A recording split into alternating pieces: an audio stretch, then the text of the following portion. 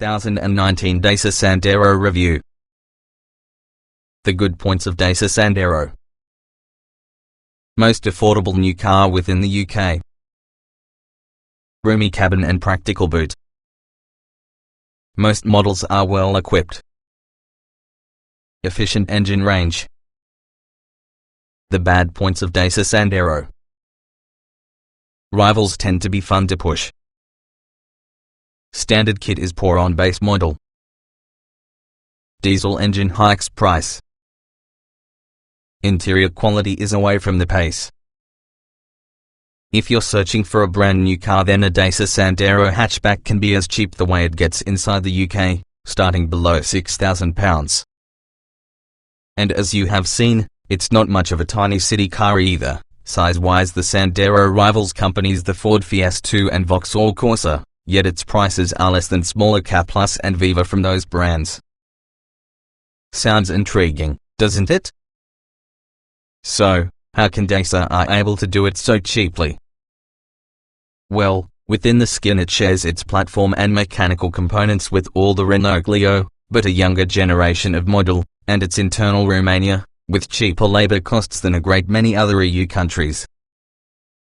Petrol and diesel Sandero engines. There's a small range of 3 engines for your Dacia Sandero, some petrols plus a diesel.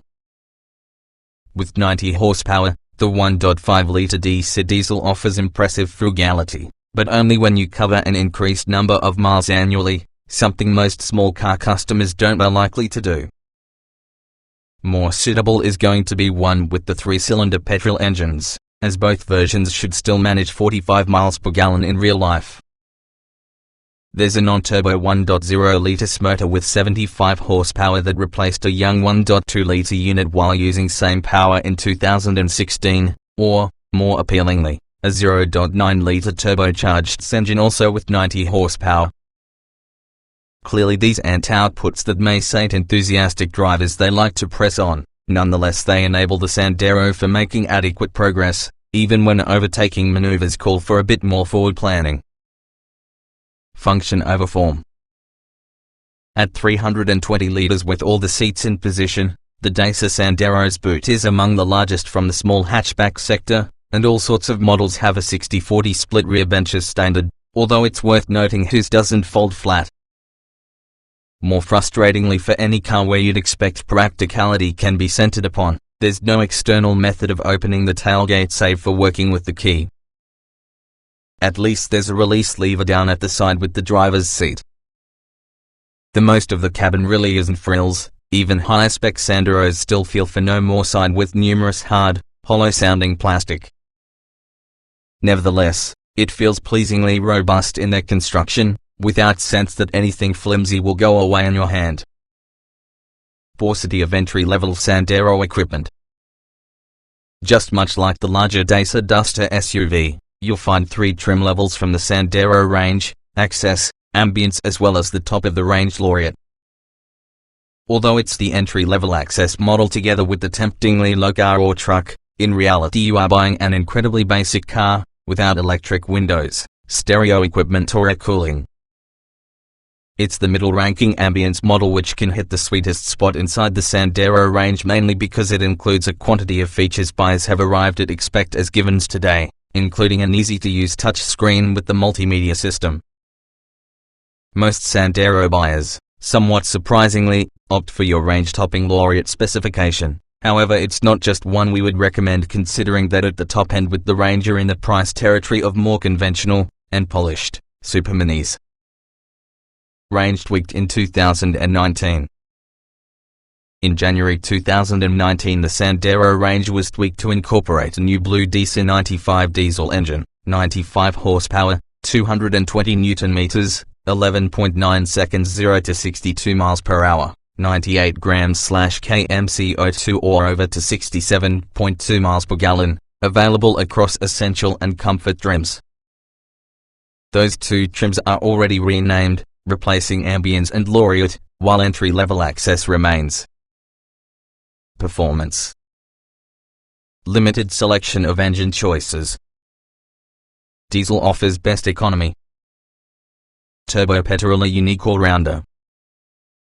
Chances are when you're considering a Dacia Sandero then performance isn't at the top of your priority list, which can be just together with none from the engines even muster 100 horsepower. Petrol engine selection. Entry-level engine at launch was obviously a non-turbocharged 75 horsepower 1.2-litre 16 volts, which completed the 0 to 62 miles per hour sprint in the leisurely 14.5 seconds. Its top speed was a similarly unremarkable 97 miles per hour. At the conclusion of 2016 it was replaced by way of a 3-cylinder, 1.0-litre 75 power plant, again and not using a turbo, also producing 75 horsepower. Performance was marginally improved. Top speed rose to 98 miles per hour, while 0.3 of your second were shaved away from the 0 to 62 miles per hour time. It comes with an engaging, growly soundtrack. Nevertheless, it requires effort for making swift progress, meaning overtaking maneuvers should be considered carefully. More appealing because of a little extra grunt may be the TS90, a turbocharged version on the 1.2-litre unit. As its title suggests, it's 90 horsepower on tap, meaning a highly regarded speed of 109 miles per hour plus a 0 to 62 miles per hour period of 11.1 seconds. Don't think that because it's turbocharged so it's particularly zippy, you'll be working the gearbox. Not easy to maximize its performance. Single diesel offering. The sole diesel engine within the range is 1.5-litre DC90 motor, again with 90 horsepower. It will arrive at 62 miles per hour in 11.8 seconds and possesses an achievable top speed of 107 miles per hour. It feels moderately punchy, plus much more brisk from slower speeds compared to the TS petrol, but diesels in small cars rarely sound right as you have to pay for Starship mileages to recuperate the initial price premium in fuel-saving terms. Plus, on shorter, urban-centric journeys, diesel engines aren't especially efficient anyway. Handling. It's a compact hatch, so it's nimble around tighter bends. But there's little enjoyment for being derived from it. Nevertheless, it's a comfy supermini. Somehow Dacia was able to dial out a lot from the inherent fun that is normally part and parcel of a small car package, making the Sandero rather lackluster to push. In fairness, the Romanian brand isn't looking for drivers looking for an engaging steer, quite the contrary. In fact, several Dacia buyers have hardly any interest in cars as anything aside from transportation machines. While it's nowhere close to as sharp and nimble to be a Ford Fiesta, it doesn't disgrace itself, with body roll kept reasonably in balance, although there's little by method of communication as to what the front wheels are as much as through the steering. It's also heavier to convert than most advanced superminis, making urban driving a bit of any chore. Still, what's left is comfy, with decently managed damping in order to avoid it from rocking from side to side over undulating surfaces.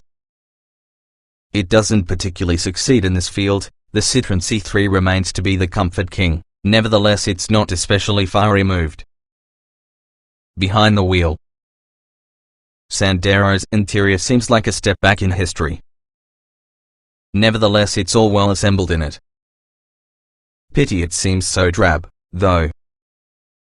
If you're hot for acres of grey, hard plastics finished in the multitude of textures, then your Dacia Sandero would be the small hatchback you've been yearning for.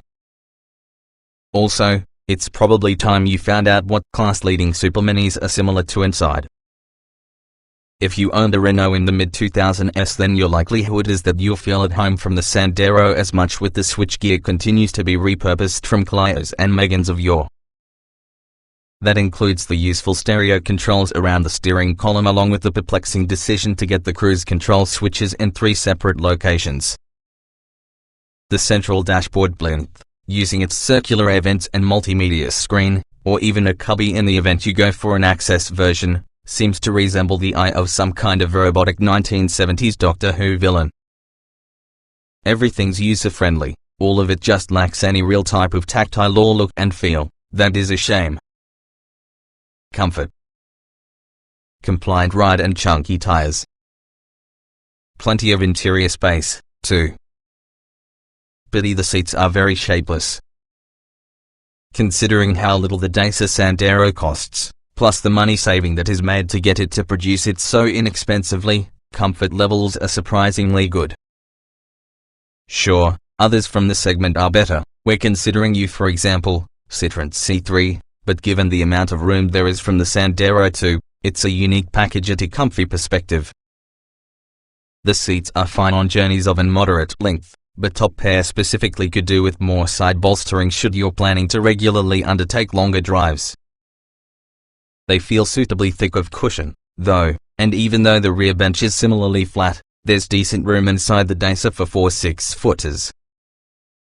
Aircon, standard on Ambience models upwards, makes all the interior far more bearable on hot days, and also demisting the windows more efficiently when winter approaches. Equipment.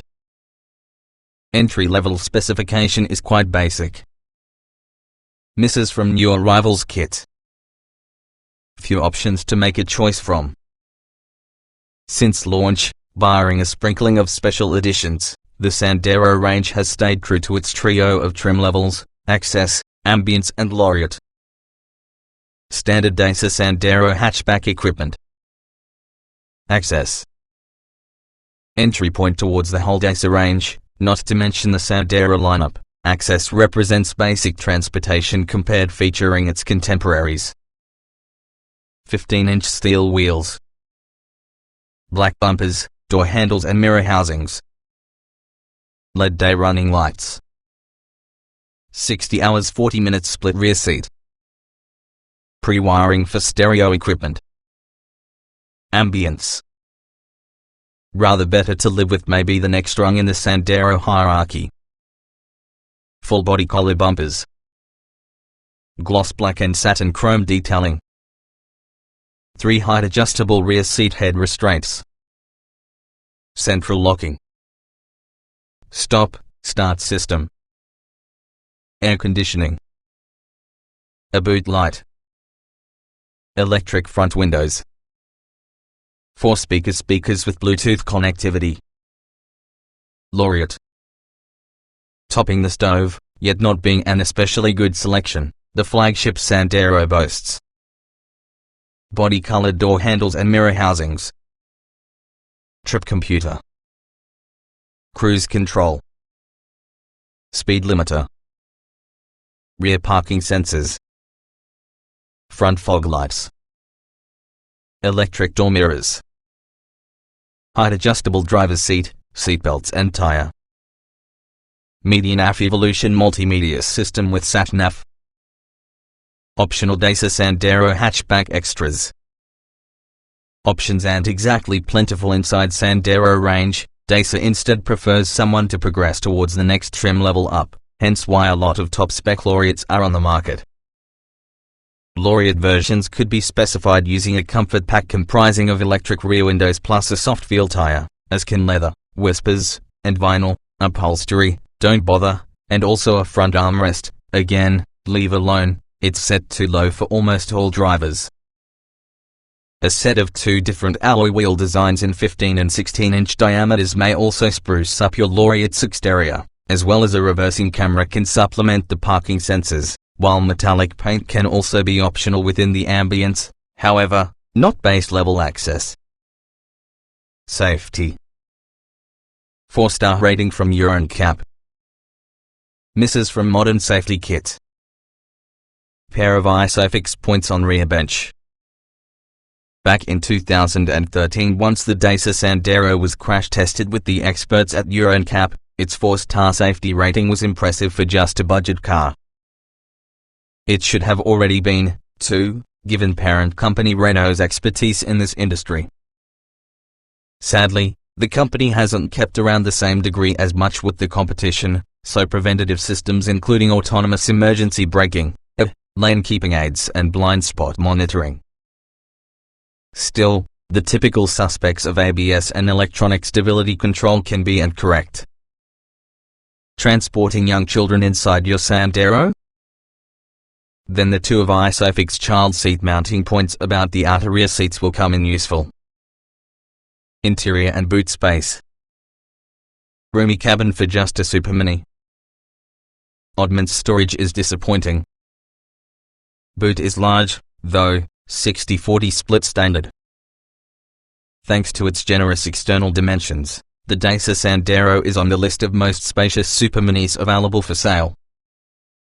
4 adults can easily be accommodated, using a fifth slotting in supplying the journeys a short while.